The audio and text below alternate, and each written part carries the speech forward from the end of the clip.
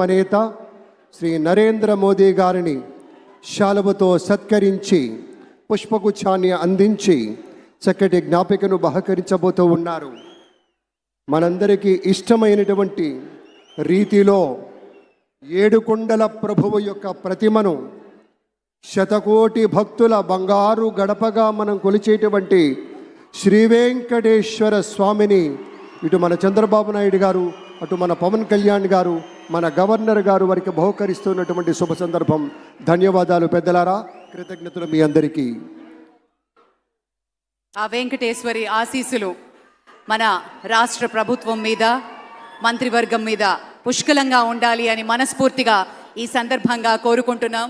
విశ్వ ప్రపంచంలో భారతదేశాన్ని, తెలుగు నేలను శిఖరాగ్రాన నిలపడం కోసం సోపాన పంక్తిని పేర్చుతున్నటువంటి కృషివలుల్ని తయారు చేస్తున్నటువంటి శ్రీ నరేంద్ర మోదీ గారు, శ్రీ నారా చంద్రబాబు నాయుడు గారు, శ్రీ పవన్ కళ్యాణ్ గారు, వారి వ్రతం ఒకటే, ధర్మం బిది, వ్రతం బిది, సద్వివేకం బిది, ఆచారం బిది అని చెప్పినట్లుగా ఆదర్శనీయమైనటువంటి పథకామిగా వారు నడుస్తున్నటువంటి శుభవేళ మళ్ళీ మళ్ళీ ఈ రాష్ట్ర ప్రజలు వారికి కృతజ్ఞతలు చెప్తూ ఉంటారు.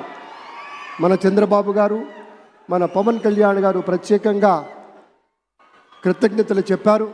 అలాగే వేదికకి కుడివైపునున్నటువంటి ప్రముఖులు అందరి దగ్గరికి కూడా పేరు పేరున వెళ్ళి పలకరిస్తున్నటువంటి శుభవేళ.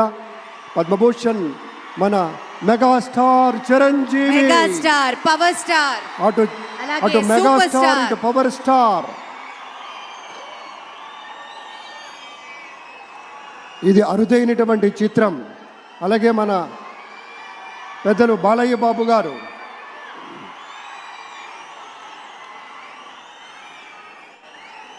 సూపర్ స్టార్ తలైవర్ రజనీకాంత్ గారిని పలకరిస్తున్నారు ప్రధాని. వారి దంపతుల్ని లేడీస్ అండ్ జెంటిల్మెన్ మనస్ఫూర్తిగా వారి శుభకామనలు అందుకుంటూ మన బాలయ్య బాబుతోటి కరచాలనం చేస్తూ ముందుకు వెళ్తూ ఉన్నారు. వేదిక మీద అందరినీ పేరున పలకరిస్తూ రజనీకాంత్ గారితో ప్రత్యేకంగా మాట్లాడుతూ ఉన్నారు. ఇది ప్రేమ, ఇది అభిమానం, ఇది వాత్సల్యం, ఇది కృతజ్ఞత, ఇది గౌరవం, అపారమైనటువంటి విశేష గౌరవంగా మనవి చేసుకుంటూ అద్భుతమైనటువంటి వారి యొక్క దిశానిర్దేశకత్వంలో, మహనీయులు శ్రీ నరేంద్ర మోదీ గారి యొక్క దిశానిర్దేశకత్వంలో మన ఆంధ్రప్రదేశ్ రాష్ట్ర ప్రభుత్వం అగ్రగామి రాష్ట్రంగా